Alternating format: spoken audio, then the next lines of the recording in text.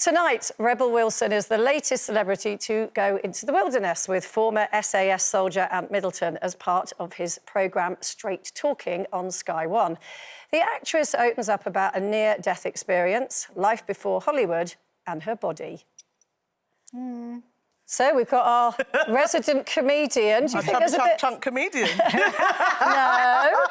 Kit Kat chunky comedian. Do you think there's a bit of truth in what she says? Do you know what? It's funny, when I got into comedy, definitely, you know, around the circuits, there's this talk of, you know, not being too sexy and especially as a female, you know, when From you go other on... comedians? Yeah, and when you go on, you know, if you're too beautiful, it will be a distraction as a woman or as a man, and even just the way you dress, it depends. Different circuits is different. You know, in the urban circuit, in the mainstream circuit, it's slightly different. In the urban circuit, the black circuit, you go on there glam as possible.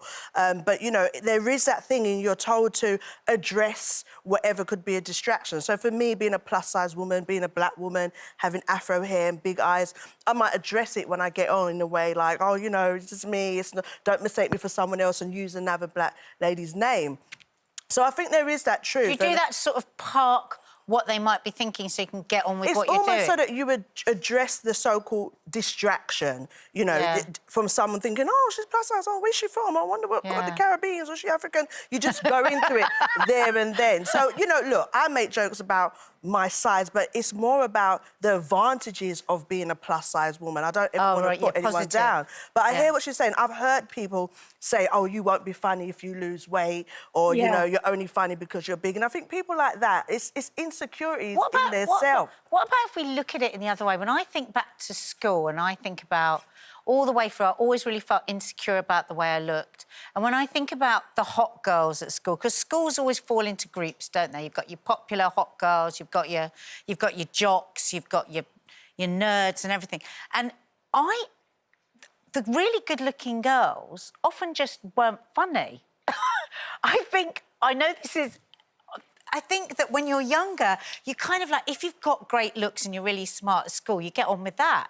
Do you know what I mean? And I found often people that felt a bit more insecure worked harder. Stacey has said this, hasn't she? Stacey said, I looked at myself in the mirror, our beautiful Stacey, and said, you know, you're never going to be able to trade off your looks. You're going to be funny. And she said she actually remembers thinking that. It's strange, because when I was at school, I don't think, from what I can remember, I don't remember trying to be funny because of my size. I think I was funny out of the adversities that I'd seen. That's what I mean. I was in childcare, you know, and my mum was quite sick, so it was those things, all about laughter. But I suppose as I got into an adult, definitely there'd be more things that would be spoke about, because you can step into some rooms and people, the first thing they will use, either against you or to laugh at you or laugh with you, will be your size. Because I think of you as an observational comedian. When you change, it's like, I don't think of you as some... Yeah, occasionally you'll say something about your size, but mostly you really make me laugh just in the way that you observe the world. That's how... What about you, Denise?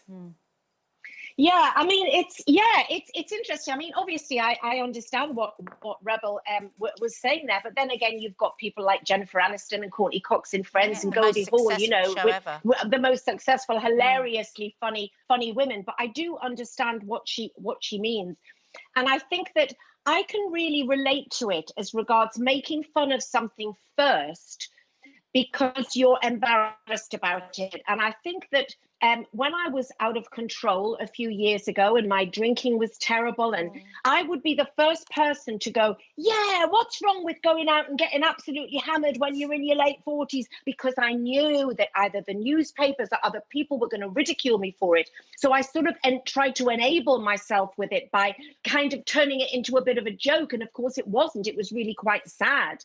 And also I work with lots of women in the mental health world who have the same problems with food as I did with alcohol. And I'm talking about, you know, people who are morbidly obese.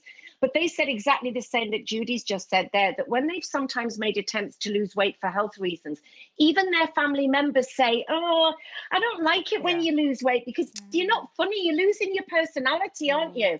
And so they retreat again behind this, you know, behind this unhealthy weight. I'm not just talking about being a bigger size, I'm talking about being unhealthily big. Do you know what that is, Denise? Denise, I feel like I feel like what that is about people get uncomfortable about you changing because it changes the position you are in that relationship. And that is their own insecurities projecting onto yourself. Yeah. So is it Indeed, ever wrong? I mean, it happened when I stopped drinking. People said that. Oh, you don't have a problem. You're a laugh when you you're a laugh when you drink, because it was highlighting the fact that they also had a problem. Yes. Yeah, it is fascinating, isn't it? It's still amazing, and whether I'm still more big, I'm still going to be funny. I'm just letting you know. Oh, yeah. We love you, Jude. We love you. You're not funny because you're bigger. You're funny because you're funny. Yeah, Just exactly. funny. Yeah, you know, earlier we said, what do you have in common with Beyonce and Serena Williams and whatever? So a new study has found that the top 10 celebrities that inspire body positivity, and you're in there. Yes. Definitely. Oh, so there you go. Look, sorry. Girl, I got Really? eyelids. Come off. Wow. There you go. So you were just That's talking... my favourite thing I've ever heard. You were talking earlier about... That's really, really meaningful to me. I can see in your face. And you were saying that you didn't like your body image at school, and look where you've come. So good for you, girl. You are gorgeous. Thank you. Very, very well surprised. deserved. I feel like Now then, it's my birthday.